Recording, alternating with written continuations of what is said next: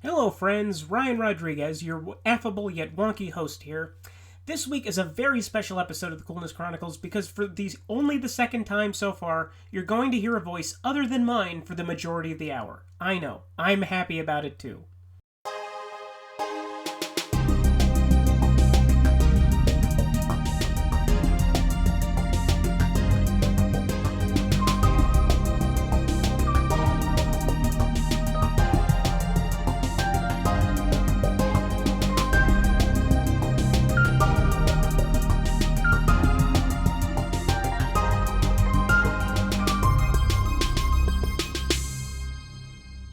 Tonight's episode. Chapter 10A.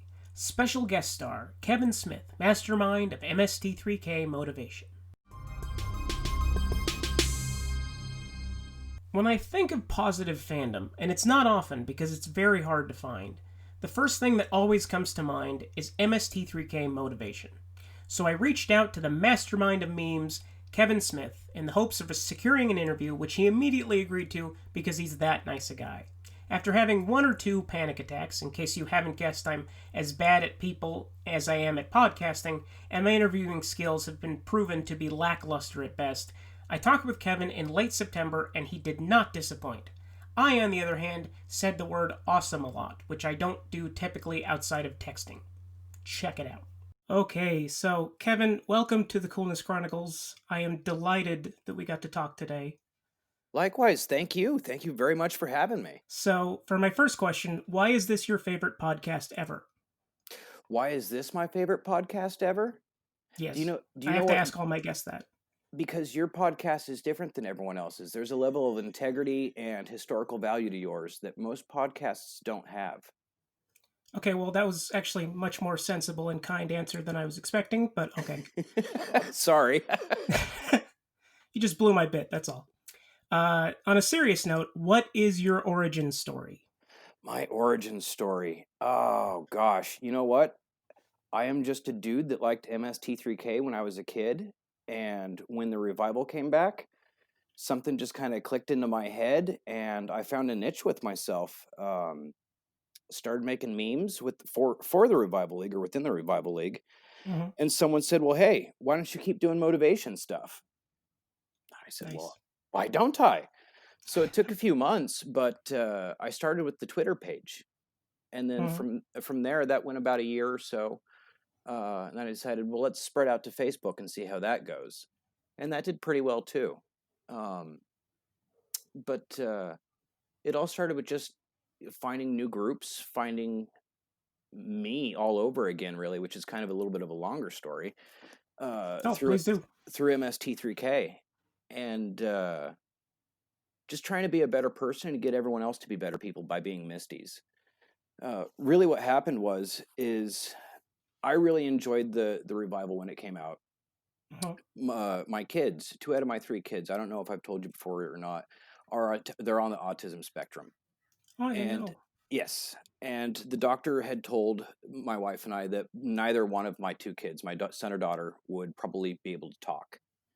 And that's a really hard pill to swallow for new parents. And we had them one after the next. They're kind of Irish twins. They're only a few months apart, or I think 10 or 11 months apart. But one day I was sitting down watching Reptilicus, and no, I'm sorry, it wasn't Reptilicus. I was watching Bride of the Monster. And my son kind of walked up to the television and pointed up at the TV and said, Joel. And that blew my friggin' mind. That's so adorable. Yeah, he had never spoken before. He'd never said dad, never said mom. The first thing he ever said was, Joel, Joel, and, left out the E, just Jol. And that was his thing. He wanted to watch it all the time, more than the Winnie the Pooh cartoons or Mickey Mouse Clubhouse. He really liked Servo and Crow. That's so cool. It just kind of caught him and made him talk more. And I want to say it was probably even that following weekend is when it was my turn to go to the first live show. And did you get a chance to go to the first 2 live shows? No, I went to the second one. The second one? The one that had the brain and Deathstalker 2. I saw Deathstalker 2. Oh, okay. The first year, I only got to see EGA. That was the only thing we got here in Oregon. And I could complain about not being able to see Argo Man, but EGA was fantastic. I don't recall having seen the original riff, so it was Mhm. all still kind of new to me. And I'd gotten VIP tickets, and I was just so close to the bots, and had never really been around other MSTies before, let alone that many MSTies packed together in one spot. Mhm. And at the end of the show, as Jonah was closing out, Joel comes out and leads everyone singing "Clowns in the Sky," and Oh, everyone sang, and it was the most beautiful experience I'd ever sat through. Like total strangers. You go to church, and strangers don't like to sing next to each other; they get really bashful about it. But you yeah. get a group of over 1,000 MSTies packed together in one room, and by God, each one of them thinks they're Mariah Carey singing "Clowns in the Sky" as loud as they can. Yeah, when I saw Deathstalker 2 at the San Jose Civic, when they did the opening montage of all the title credit sequences put together, Mhm. and within 3 seconds, people were singing and they knew the lyrics to every single version. And I was sitting next to my mom, who doesn't watch the show. I mean, uh she'll tolerate it, but whatever. She was singing along, and she was like rubbing, like hitting me with her elbow, going like, come on, you could do it too, come on," They've and got the just. words. Look. But I'm like, I'm the party pooper. I'm the one sitting there with my arms crossed, going, "Well, yeah, you could enjoy it. That's fine. Whatever. I'll just you, sit here and quietly not laugh." up until that point, I was the very same way, and like I'd said, something just kind of snapped in me where I was always a really negative person prior to my kids being born. I felt like I was getting a little bit better as being a parent, and then as I think a lot of parents can, I got upset when I found out that my kids could be in a position where they're going to get bullied by so Mhm. many other what you would call normal kids. Yeah, And just all that stress just washed away when Joel walked out on the stage and got everyone singing. It was just the most amazing thing. And on my way home, because I had a 3.5 hour car drive on the way home that night, it was like an epiphany.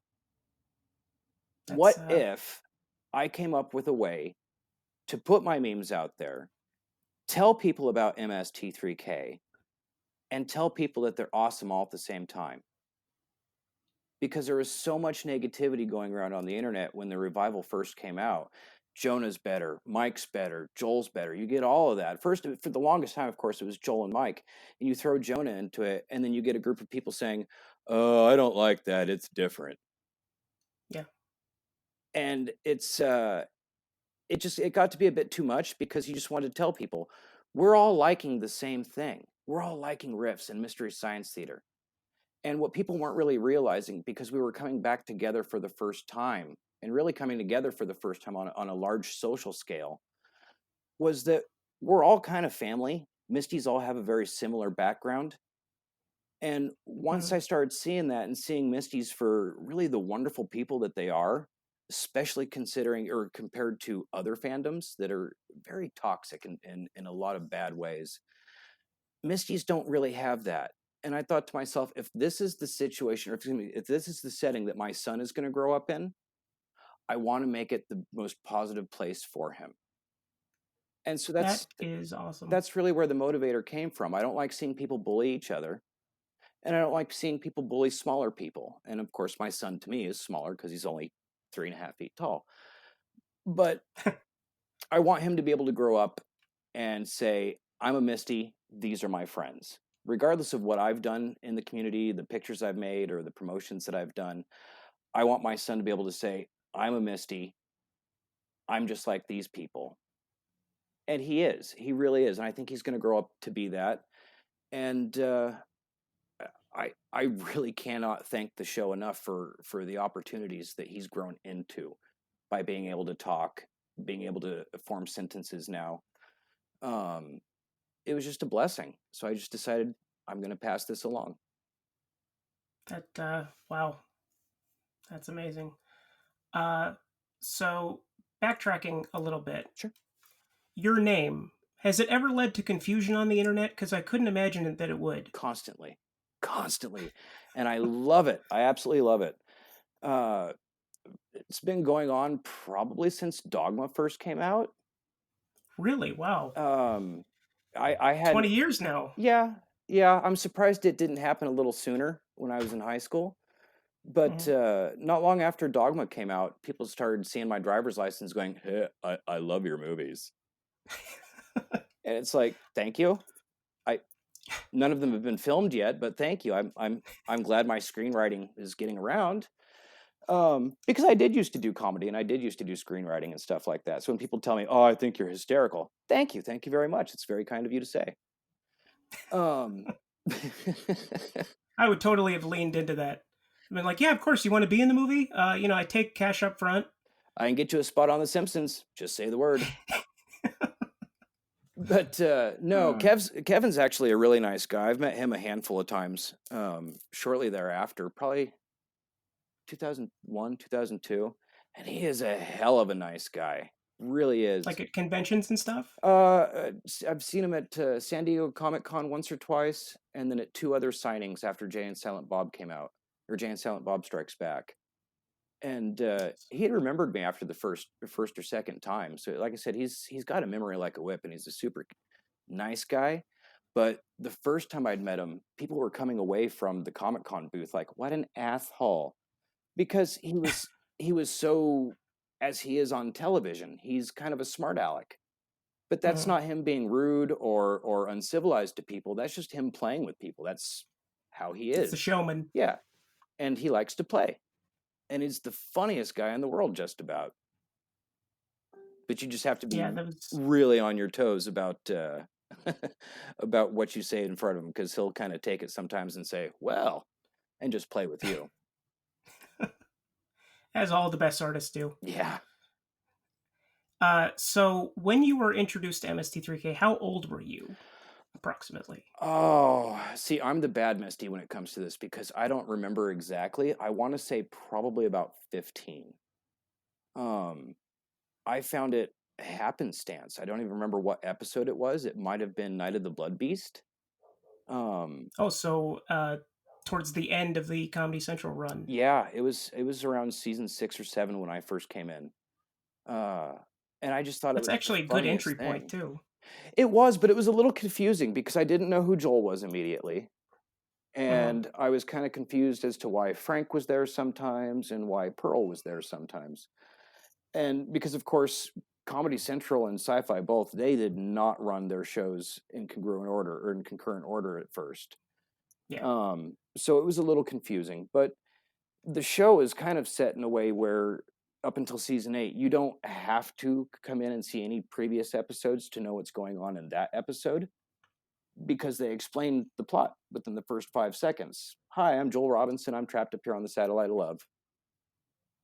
Yeah, self-contained canon. Yeah, so I mean that was pretty useful, but it was just the handiest damn show because my friends on the cross country team, they all wound up starting to come over to my house when it was time to come on, and we eventually started having big viewing parties because everyone just thought it was the most hysterical thing.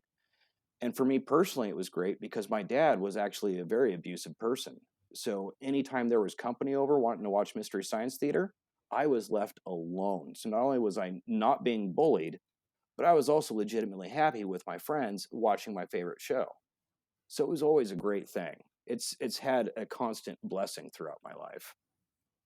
Plus, the show is kind of amplified by the more people that are in the room, the more kind of percentage that you get with gags. It kind of makes a more infectious mood, I bet, Yes, and that's especially in that kind of environment. yeah, and that's the perfect word for it. It creates infectious laughter. I'll never forget the first time I heard Servo scream, "Sleep!" My friend peed himself right in the middle of the room. He laughed so hard, he peed himself in our guest room. and, Oh man. and we tried to clown him, but we were still laughing too hard at watching, gosh, I think that was maybe Terror from the Year 5000. She She Creature, Creature, that's what it was, She Creature. Dr. Carlo Lombardi. Yes, yes. And then there was one other. What was it? The Unearthly? No. That yes, that has it in the beginning too. Actually, yes. when she goes under. Yes. Why don't you Yeah. sleep? No, that's always been one of my favorites, and it's because my friend peed himself. It was glorious. So beyond moments of your friends peeing themselves, what's your favorite episode or other moment, perhaps? Oh gosh, when it comes to favorite episode, I usually go by era. For Joel's era, I'd probably say it's Bride of the Monster. Mm. Really like watching Bride of the Monster in a marathon with Ed Wood. Mike's era, I'd probably say Night of the Blood Beast or maybe Giant Spider Invasion. Oh, quality. And for Jonah keeps for me. I like Jonah as a person, so his comedy always kind of gets me, just because I follow Jonah on Twitter, so I get that humor when he says stuff. It's kind of like, almost like a buddy saying it. You're like, but the Gauntlet has gotten really really rave reviews in my house, and the Daytime Ended has probably stood out as my favorite from the revival so far. And how does your son like that season in particular? Uh, he is in that particular season. I'd say he probably goes for either Mac and Me, or he'd go for the Daytime Ended, because they really like the concept song. Um, I liked Mac and Me because I'm old enough to have seen Mac and Me in the theater, and unfortunately did. And That was one of those that I never got around to actually seeing, but had heard the reputation of how bad it was, especially when Paul Rudd would go on Conan, and anytime he was supposed to play a clip, he would play the kid in the wheelchair falling down the cliff for Mac and Me. yes, And there was just like this weird osmosis, kind of like, yeah, I know Mac and Me, of course I do. It's the kid in the falling down the hill. But then seeing it with the riffs, it was just like, oh my god, this is much worse than I could have ever imagined, and so great at the same time. it was really bad when I was a kid. My parents were notorious for taking us to movies that we ought not to have seen, whether they just be not appropriate at a certain age or it's just a really stupid movie. Mac and Me was one of those flicks, and they thought it was going to be like E.T. because that's what McDonald's wanted us all to believe. And I want to say my brother was probably 3 or 4 at that point, so they wanted to take him to go see it, and of course I got carried along to go. And my brother loved it, and I tried as hard as I could to fall asleep through that movie, and it just was not working. So when I heard that they were riffing it this season, it was just kind of like, yes, yes. And that was a hard secret to keep too, because it got leaked. Someone actually leaked that, and we tried really hard, a few of the dedicated fans, to make sure that that didn't get out, because in the Revival League, uh, we don't allow spoilers, and and it's just for everyone's benefit. When a new season comes out, we have a moratorium, so where please don't post pictures, please don't post riffs, anything like that. So just out of respect, I also carry that into MST3K Motivation. Mhm. But it was a hard secret to keep because I hated Mac and Me so much, and I was so excited to hear it riffed. And so, going off of your following Jonah on Twitter, have you interacted with the cast or crew very much through uh, Um, social media or even in person? yes, not in person, but I've interacted with some of the cast and crew via Twitter. Um, if you've seen some of my memes, a lot of them I like to Photoshop Jonah into different scenarios. Jonah is just the world's nicest guy that I've ever met in person. He doesn't act like a celebrity. He acts just like just some dude that you'd meet. He's just like a really he has a lot of positive energy about him. Like when you go and see Jonah in person, or if you're talking with Jonah after a show, he's got enough charisma that you just like, wow, this guy is neat. He's kind of like a buddy. He may not consider you that as any more than he would consider me that, but he's just a really nice guy, and he'll give everyone a chance unless you say something really offensive or stupid. So, being a big brother type figure to everyone that I know, I just started picking on Jonah as best as I could, and it's just how Portuguese Irish people show affection, is teasing. Um, so Jonah definitely knows who I am. During the second live show, got the VIP for Deathstalker. Yeah, because that was the second show, and I was going to go for the second VIP. And Joel says, hey, nice to see you. What's your name? I said, Kevin Smith. And Jonah was kind of leading me up onto the stage to take the picture.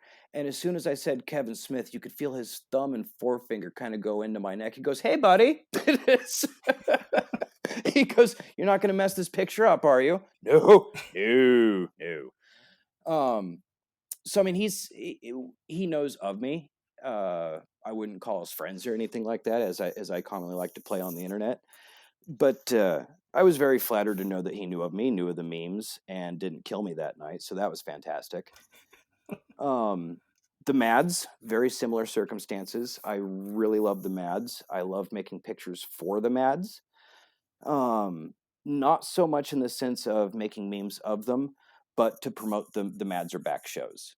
What I like to do is I like to make a really good picture that I can for them every show that they're going to have, and try to get as many seats or butts in the seats as I can for them, because they are just the world's best people. They're master craftsmen, showing off what they do for a very reasonable price.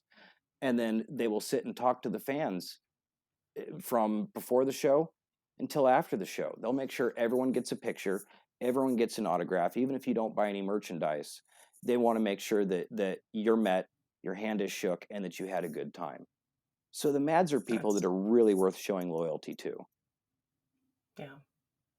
So, let's see. Well, since we're talking about memes, for those who've just exited a bomb shelter, try to condense what MST3K motivation is, just in a brief concept. MST3K motivation is an insane person's view trying to make the world better with really obscure referenced pictures. So it'll start in the morning with a picture from MST3K with a motivational quote. It's not something I get out of a book. It's just something that I live by, that I like to give to everybody else. And it's usually something that goes along with the image that I'm showing. After that, what we like to do is we like to talk about what's going on in the news of riffing, usually in the world of MST3K, the Mads, or riff tracks. And then after that, look out, because if I'm in a good mood or if I have time, I make some of the weirdest Photoshop pictures you could possibly find. I've turned Jonah into the pimp from I'm Gonna Get You, Sucka, and it looked really good. Let's see, what else have I done? Oh, I took Jodan Baker's head and put it on Kim Kardashian's body that broke the internet. No. Oh God, that sounds horrifying. It was fantastic. Fantastic. I've never seen Trace take his glasses off so fast than when I showed him that. Now I'm just thinking of Jodan with a shapely body and just I don't know.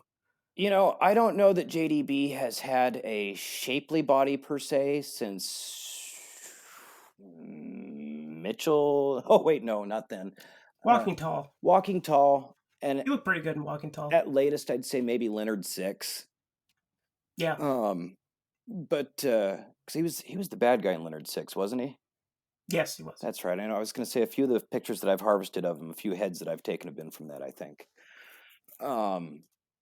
Let's see, what else? And one of the things about JDB is he is the only person that I actually kind of mean it when I'm poking fun at. Anytime I make one of my photoshopped pictures, if it's at Jonah or Felicia or anyone else, and I've tried telling them, it's never about Jonah Ray. It's Jonah Heston that I'm poking fun at, or even just your image. I'm never saying Jonah Ray is a this or Jonah Ray is so this or that. That's never ever the case. Like I said, I have nothing but respect and admiration for the guy. And he's 2 feet taller than me, so 5 foot people just don't make fun of 7 foot people. I know that well. Unless they're really fast. But but no, JDB, I try to make a difference between when I'm making fun of JDB versus when I'm talking about Jodan Baker. In the same fashion of, I'm not talking about Jonah Ray, I'm talking about Jonah J. two different Mhm. people. Um, but at the same time, any poking fun at that I do, Joe Don Baker's kind of brought that upon himself because MSTies are a snarky lot, but they're a nice lot. When they tease, they're not saying, hey, Mitchell, where's your baby oil, this, and that. They're making a reference. And if he can't go along with the joke, if he takes himself too seriously, he's just missing out on a good part of life. And that's his loss. So I'll clown him for it. Nice. So you described basically how you process during the day, but how does, like, let's say you're coming up with a new meme. Mm-hmm. What's like the first thing that actually comes into fruition? Like, which part of it is the first part? That's going to depend. With the motivation memes, sometimes I will have something that I've said to a friend throughout the day or my wife, and it's like, hey, I need to write that down. Um, and then I'll find a picture or a situation within the show that coincides with it. Other times I'll be watching the show, and one of the host segments will make me laugh really hard, and I'll just take the lesson from that and make it the moral of the day. Um, Other times when it comes to the photoshopped memes, the crazier ones, it's almost like an episode of House where someone is talking to me about something that I'm looking like I'm paying attention to, but I get an epiphany in my head of I can turn Jonah into a pimp. I can turn Jonah into Hannibal Lecter. What else have I done to him? Oh gosh, I've done so much horrible things to him. But I get earworms stuck in my head really easily. Usually movie Mhm. scenes or of course songs. If I get a certain song stuck in my head, I cannot get it out. If I get a movie scene stuck in my head, it's the same situation. I need to go watch that scene. I could watch the whole movie and be happy, but I'll be better if I just watch that scene. With the memes, it's the same way. If someone's saying something to me and it makes me think of that movie and I get that scene stuck in my head, I'll figure out a way to put either someone from that scene on the bridge of the SOL or figure out a way to put Jonah in that scene or put Tom and Crow in the scene. Um, Ghostbusters, for example, I took the Stay Puft Marshmallow Man at a Times Square as he was walking down the street and put in Crow from what was it, Dragon Con last year. Grant made this, or not Grant, Russ made these two beautiful mech suits for the robots, and Grant and Russ both drove them. Basically, were wearing these suits with the bots on top of them. So I took out the Crow suit, or photoshopped that, or took out Mr. Stay Puft, put in Crow, and then fixed the back of the city where Mr. Stay Puft was, and you could barely tell that anything else other than Crow was there. So it's just like a lightning strike. If I see something, I could put the robots there, Awesome. and it's always So random. the best way possible. Yes. Uh, so you mentioned Photoshop. So what is your physical process for creating the memes? The physical process. I do almost everything on my phone. Everything that I've done, Really? yes, I do with just my finger. Not necessarily Photoshop. I have used Photoshop, but I use a variety of different programs. It's just whatever I could use on the spot. I like to use the phone because I'm always on the go, especially with my kids. They've got appointments in different places and I'm always waiting. So I could sit and cut out a picture of any of the cast members or the bots and be ready to puzzle it all together later.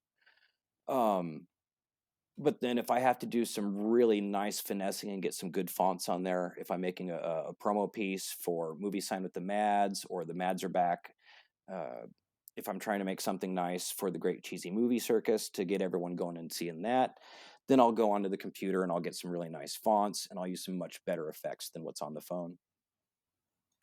Nice. And do you have a favorite that you've done A or favorite favorites? meme.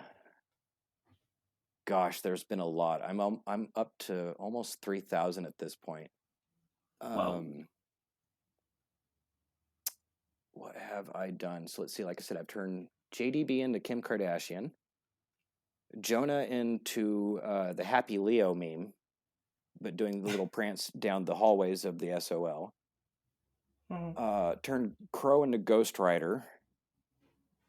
Oh, I haven't seen that one. I want to look that up now. That was from last Halloween. I took the Screaming Skull and put it on top of Ghost Rider's head from the movie. Put that on the bridge and then set the skull on fire, basically, and just basically made him look like he was on the bridge and on fire. It was pretty cool. Oh, wait, I do have a favorite. Speaking of Halloween, I turned Jonah into Dorf. That's the kind of jerk friend that I am.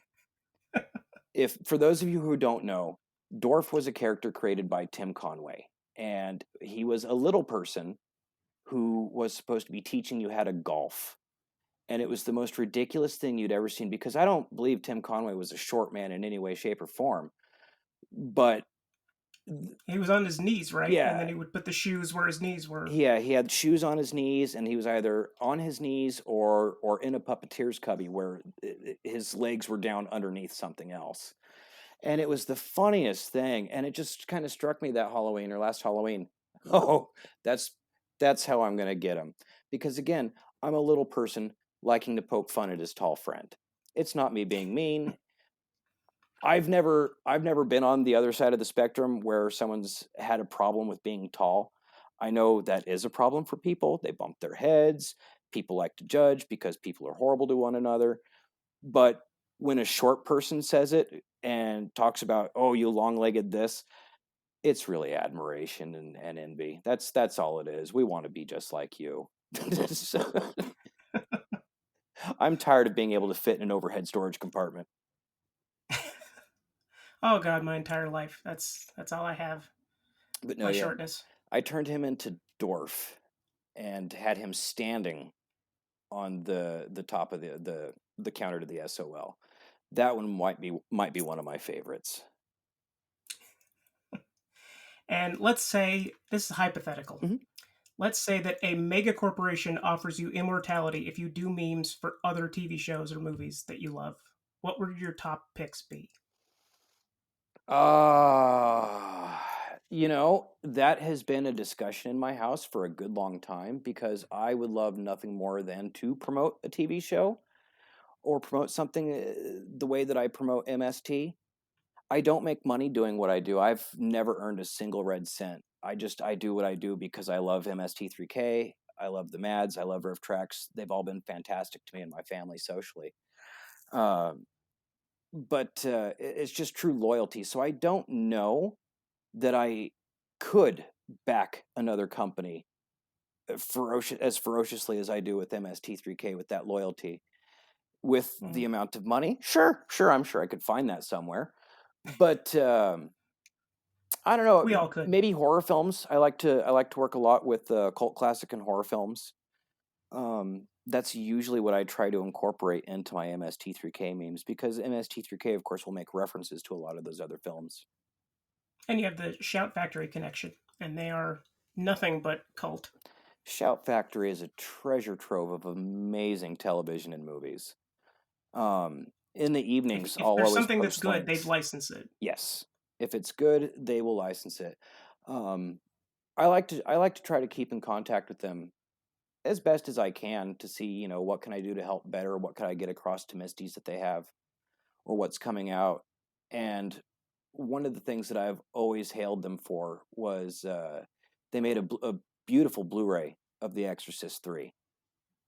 Yes. Oh God, the director's cut. And The Exorcist 3, The Exorcist is one of my favorite horror franchises of all times. It's one of the very few movies that still kind of startle me a bit because I grew up Catholic. So to me, it's like, well, that's not a hypothetical. That really happens. But no, it's no, I don't think that actually does. And it was not based on a true story. Going forward, I love that quadrilogy, except for part 2. I was about to ask. It's like even 2. The Heretic, I will never ever watch it, even for free on the Sci-Fi Channel. And even with the Ennio Morricone score? No. I would rather watch Spy Kids than The Exorcist 2. Oh, I love Spy Kids. I like Rodriguez. I will admit that the franchise went downhill very quickly, but I do think that the first Spy Kids has quite a lot to like about it. I think they kind of fixed it with Shark Boy and Lava Girl, and that had nothing to do with it. Yeah, But it that's was kind of like, oh, hey, that good was point. fun. But the only one I've actually sat and watched was entirely and enjoyed was part 3, and that's just because Khan was in it, Ricardo Montalban. So, um, Kind of fancy 2 just because Mike Judge is the villain, and you never really get to see Mike Judge in live action. was he? Yeah. Oh yeah. His kids went to the same either preschool or elementary school as Rodriguez's. That is fantastic. That's how Richard Linklater ended up in the first one too, in a cameo, because they also same circles. I didn't know that. That's epic. I love Yeah. both of them. Mike Judge is fantastic. Oh, That king among men. that would be another person who I greatly respect just as much as, say, Joel or Mike would be Mike Judge. Just because of the comedy that he gave us during the same time period, anyway. Okay, I mean, Beavis and Butthead alone, that should set anybody for their career. But then you go with King of the Hill, which I honestly believe is actually probably better than Beavis and Butthead, just because it's so rich in heart, and the characters are so. I mean, they could easily be cliches, but they have a humanity to them that kind of makes them transcend that. I will agree with you 100%. I enjoy Beavis and Butthead more, but I respect King of the Hill a lot more as far as its better writing and the broader cast. Bill Dauterive is just one of the greatest characters I've ever seen on TV. Stephen Root, oh, the best. Oh gosh, what was it? Somebody that looked like the dad from American Chopper decided to go out and just go dancing out on the street corner a while back, and somebody got a video of it, and I was like, holy crap, it's the Heat Waver, it's Bill! Hey! I'm wanting to wave back at the screen. But no, I mean, going back to what I could promote just about anything that I loved. And what I love always starts with something funny or something scary. Those are usually my 2 favorite things. And that's what I loved about MST3K is it had a lot of monster movies that I grew up watching, unfortunately, and made fun of it. Someone was asking the other day online, have you seen any movies from MST3K or Riff Tracks prior to being riffed? And it's like, yeah. Yeah, I have.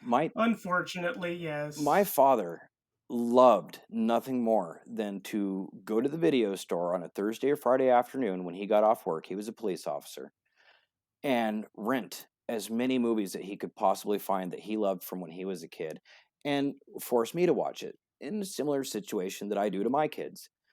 Except for I don't rent movies, I own them all now. But he would get things like all the Hercules movies, Wizards of the Lost Kingdom. I'd seen that multiple times long before it was riffed. In fact, I'd been looking for that movie on DVD and was pissed because I couldn't find it. And then when the revival came out, or season 11, I was like, holy crap, Wizards of the Lost Kingdom is on there. Why is it on here? And I started watching that, and I went, oh, 30 years does cloud that memory, doesn't it? But yeah, those there was quite a few that I'd seen on Rift that I enjoyed, like the Killer Shrews. I always enjoyed that. The Hercules movies, I did enjoy those for the most part. And I always wish they would have done Them or Ulysses. Them would be a personal choice of mine. Oh god, I would love to see that. That or Tarantula. Yes. There's a lot to work with in Tarantula. Mostly John Agar. I mean, you could easily reprise slamming John Agar for hours, but there's so much to work with in there. For the level of respect that Riff Tracks does do with its classic films, and I know a lot of people will say I don't like Riff Tracks because they seem mean to the movie. Okay, if that's a running shtick where you're going to slam on it because the movie is supposed to be your enemy, that's all good and fine.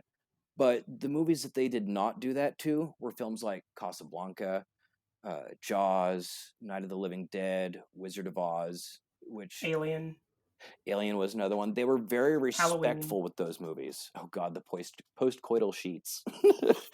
um, Halloween was a treat, but they were very respectful with that. So if someone was to riff them or War of the Worlds, for example, I would love to see Riff Tracks do it, or I would love to see the Mads do War of the Worlds just for the Clayton Forrester reference. Yeah, oh, definitely. Yes. But Oh, that'd be so it could be cool. done. It could be done properly, and it's not that they deserve it in the bad way. It's that they deserve it. That they're, I think, a proper classic. The unfortunate thing is Warner Brothers owns them, I think, so that would never come to pass. Yeah. Not unless they did it just as an MP3 only, unfortunately. But still. And what do you do when you're not making memes? What is life like? Life is just hanging out with my kids. I watch Mystery Science Theater all day and hang out with my kids all day, and that's pretty much it. When I have an active contract, I'm a consultant. I will get flown around to different organizations and teach them how to use a software. A communication software that basically helps different organizations have meetings without having to get up and go do those different meetings or go to those physical meetings. So if everyone's gathering in New York, you're in LA and you can't fly out, no big deal. You just pop on your computer and hop in the chat room. And it's like having a presentation virtually. It's exactly what it's virtual presentations. It's no travel. And it's also a lot of file sharing. The program is big. It's a lot bigger than what most people give it credit for.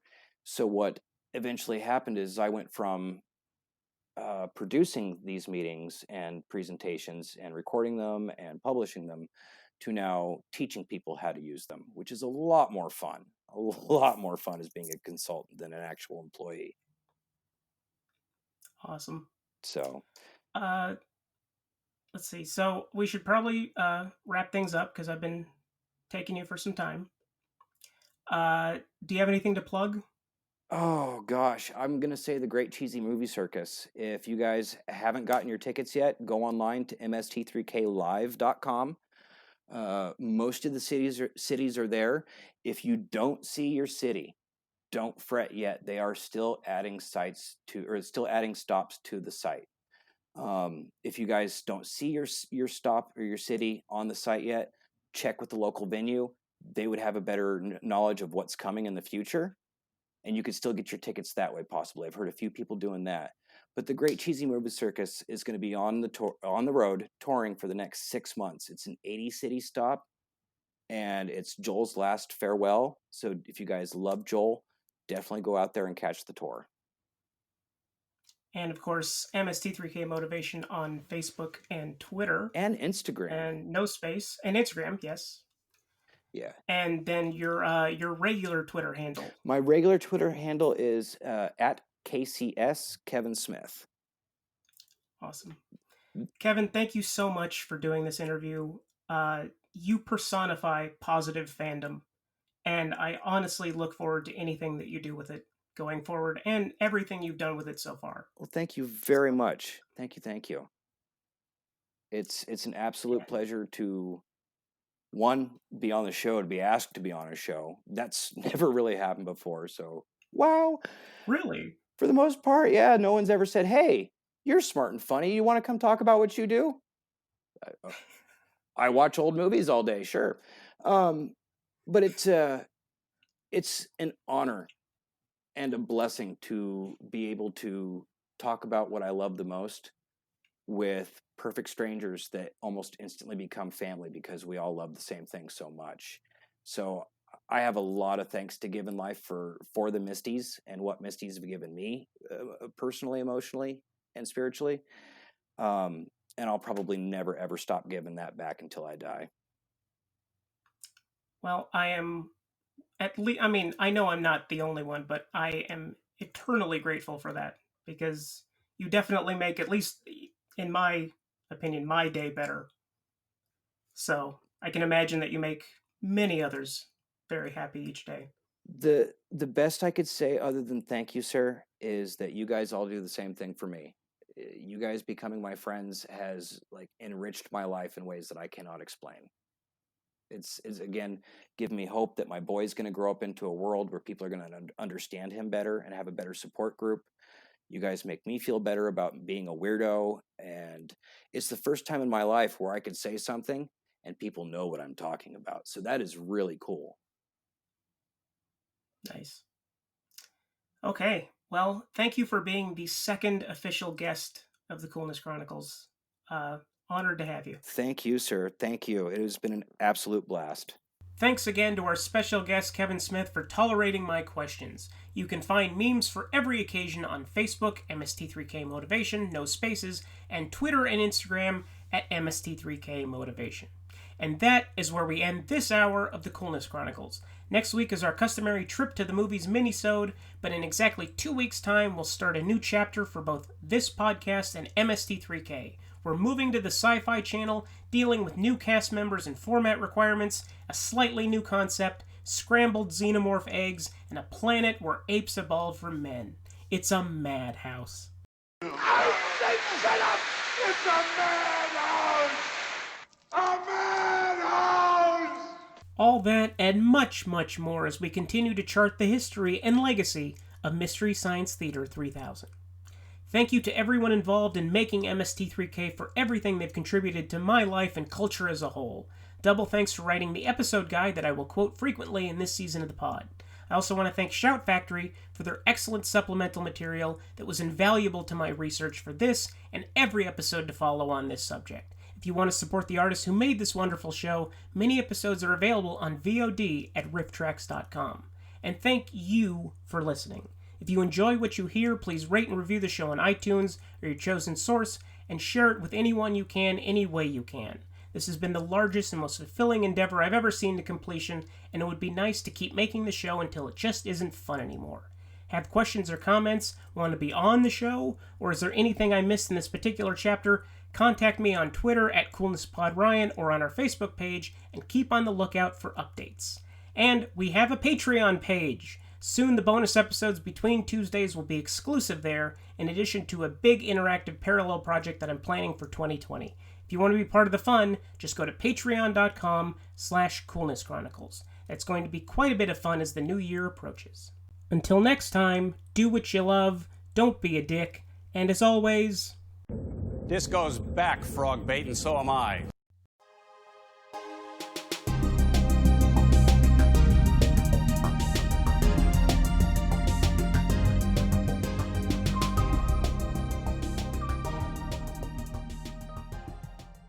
Coolness Chronicles is written, produced, and edited by Ryan Rodriguez. Executive producers are Tracy Rodriguez and Luis Rodriguez. Original music by Bildschirm. Please visit bildschirm.bandcamp.com for more information.